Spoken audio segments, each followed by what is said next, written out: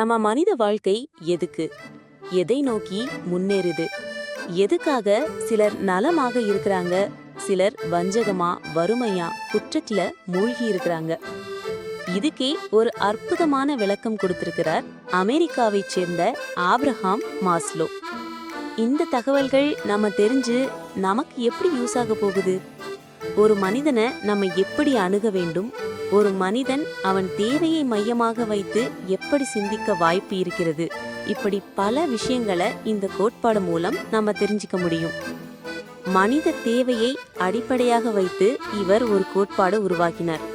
அதனாலேதான் இந்த கோட்பாட்டை மாஸ்லோஸ் ஹைரார்கி ஆஃப் நீட்ஸ் அப்படின்னு சொல்றோம். இந்த பூமியிலே உள்ள எல்லா மனிதர்களும், அவங்க ஆணா இருந்தாலும் சரி பெண்ணா இருந்தாலும் சரி, ஏழை பணக்காரர், எந்த மதம் எந்த நாடு, இவர்கள் எல்லாம் வாழ்க்கையில் ஒரே மாதிரியான 5 நிலையான தேவைகளுக்காகத்தான் முன்னேறுகிறோம் என்று அவர் கூறுகிறார். வாங்க முதல்ல அந்த 5 படிநிலைகள் என்னென்ன பார்க்கலாம். முதல் படிநிலை மனிதனின் அடிப்படை உடல் தேவைகள் மையமாக இருக்கும். உணவு, தண்ணீர், தூக்கம், காம இச்சை, இந்த விஷயம் எல்லாம் மனிதனுக்கு அடிப்படை தேவை. இது எல்லாத்துக்கும் பொருந்தும். ஒரு பைத்தியக்காரனுக்கு கூட பொருந்தும். நம்ம கூட பார்த்திருப்போம், உடை எப்படி இருக்கு, உருவம் எப்படி இருக்கு என்பது பற்றியெல்லாம் கவலை இல்லாமல் இருப்பார்கள். ஆனால் பைத்தியக்காரன் நம்ம கிட்ட வந்து பசிக்குதுன்னு கேட்பாங்க. அவர்களுக்கு வேற எதுவும் தெரியாது. இந்த விஷயங்களை யாரும் யாருக்கும் கற்றுக் கொடுக்க வேண்டியதில்லை. இது மனிதரின் உள்ளார்ந்த இயற்கை. சாதாரண மனிதனின் கண்ணோட்டத்தில் மனிதனின் அடிப்படை தேவை என்ன என்று கேட்டால் நம்ம சொல்லுவோம், உணவு, உடை மற்றும் இருப்பிடம். ஆனால் இவரது கண்ணோட்டத்தில் உடையும் இருப்பிடமும் முதல் கட்ட தேவையில் வரவில்லை. இந்த தேவைகள் பூர்த்தியாகாம அந்த மனிதன் அடுத்த கட்டத்தை பற்றியே சிந்திக்க மாட்டான். பசிக்கிறவனிடம் நீ என்ன மதம், என்ன கொள்கை, எந்த கட்சி, இப்படி எந்த சித்தாந்தமும் பேசி பிரயோஜனமும் இல்லை. இரண்டாம் கட்டம் பாதுகாப்பு தேவைகள். இரண்டாம் படிநிலை பாதுகாப்பு தேவைகள். உதாரணத்துக்கு வீடு, உடல் பாதுகாப்பு, வேலை, மருத்துவம், இது போன்ற தேவைகள் இரண்டாம் படிநிலையில் அடங்கும். இந்த நிலை மனிதருக்கு மட்டுமில்ல, நாய் பூனைக்கும் கூட பொருந்தும்.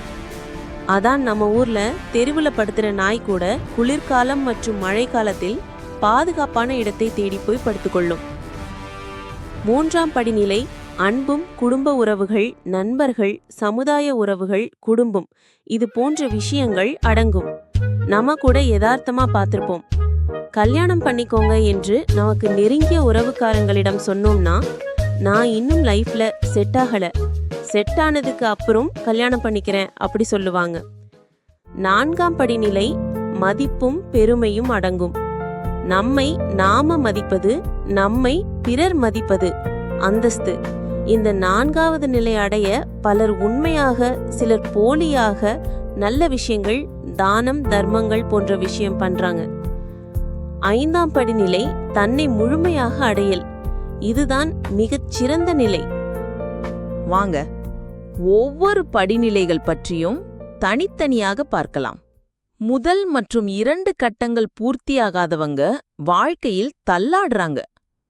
சுவாமி விவேகானந்தர் சொல்றாரு, மனிதன் வயிறு நிரம்பிய பிறகுதான் அவனிடத்தில் ஆன்மீகம் பற்றி பேச வேண்டும்.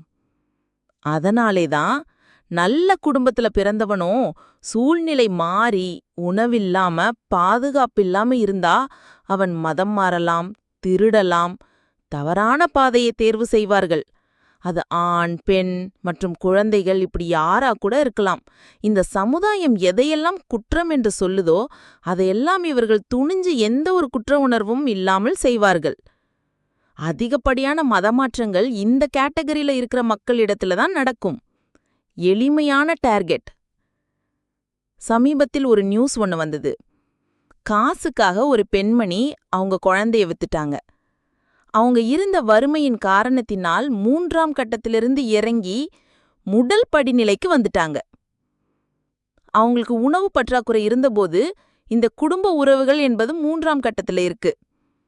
உறவுகளை விட்டு உணவை உறுதிப்படுத்திக்கிட்டாங்க. நம்மள அதிகப்படியான நபர்களுக்கு இந்த பெண்மணி செஞ்சது ஏத்துக்கவே முடியாது. யாருக்கெல்லாம் ஏத்துக்க முடியலையோ அவங்க இந்த பெண்மணியை 3ஆம் கட்டத்துல வச்சு பாக்குறாங்க.